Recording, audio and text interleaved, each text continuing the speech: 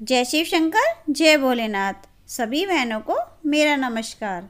आज हम लेकर आए हैं नागेश्वर ज्योतिर्लिंग की कथा। शिव पुराण में वर्णित नागेश्वर ज्योतिर्लिंग की कथा की महिमा हम आपको सुनाते हैं। पार्वती जी के वरदान से दारुका नाम की एक राक्षसी समुद्र तट पर जंगल की रक्षा और देखभाल कर रही थी। दारुका बहुत क्रोधित और अभिमानी थी। उसके पति का नाम दारुक था। वरदान प्राप्त करने के बाद उन दोनों ने क्रूर हत्याएं करना शुरू कर दिया।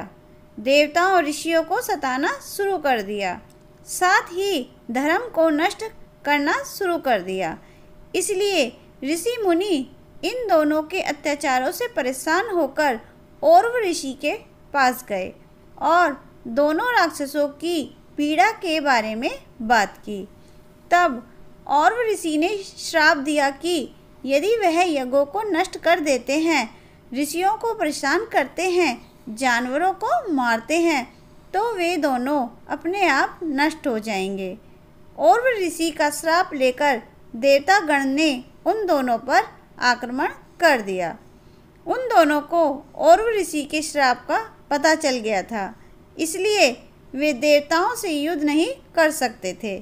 वे पार्वती के आशीर्वाद से सारे वन और सारी समृद्धि को समुद्र में ले जाने के बाद वे दोनों बिना किसी डर के रहने लगे और समुद्र में आने वाली नाव के यात्रियों को पकड़ने और मारने लगे। इस प्रकार उन दोनों ने समुद्र में भी सबको सताना शुरू कर दिया। कुछ समय बाद दारुक अपने राक्षसों के साथ समुद्र में लौट रहा था। फिर उसने कई नावों को आते देखा। उसने अपने साथी राक्षसों के साथ सभी नावों को रोक दिया और सभी यात्रियों को बंदी बनाकर समुद्र में ले गया।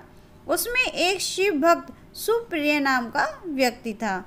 उन्होंने शिव की पूजा शुरू कर दी और साथ ही उन्होंने अन्य कैदियों को शिवलिंग की महानता के बारे में बताया और उन्हें शिवजी की पूजा करने के लिए कहा, ताकि अन्य कैदी भी शिव की पूजा करने लगे। इस बात की दारुक को पता चला तो वह धुआं पाव होके वहां आया और सबको बोला, शिव पूजन बंद करो, नहीं तो मैं मार डालूंगा।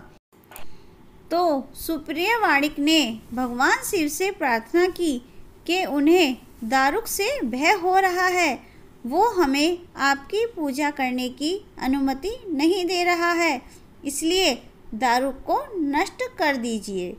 सुप्रिय की प्रार्थना सुनकर शिव मंदिर के साथ धरती से प्रकट हुए और पाशुपतास्त्र सुप्रिय वाणिक को दे दिया। सुप्रिय वाणिक ने इस दिव्य शिवजी द्वारा दिए गए पाशुपतास्त्र से राक्षसों का नाश किया। उसके बाद शिवजी ने देह धारण किया और सुप्रिय वाणिक को आशीर्वाद दिया कि यहाँ ब्राह्मण, वैश्य, क्षत्रिय और शूद्र सभी अपने धर्म का पालन कर सकेंगे और आप शिव धर्म का प्रचार करेंगे और यह स्थान आज से पवित्र हो जाएगा।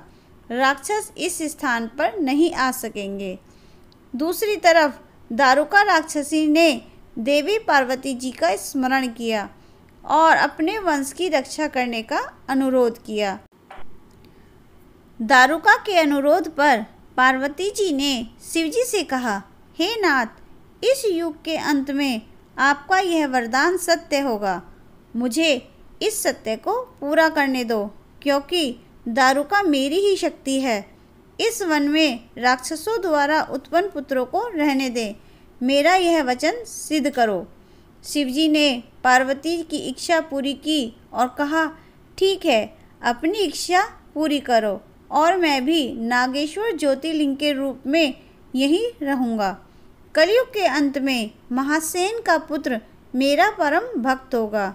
फिर शिव और पार्वती ज्योतिर्लिंग के रूप में नागेश्वर और नागेश्वरी के रूप में जाने गए। बोलो शिव पार्वती की जय।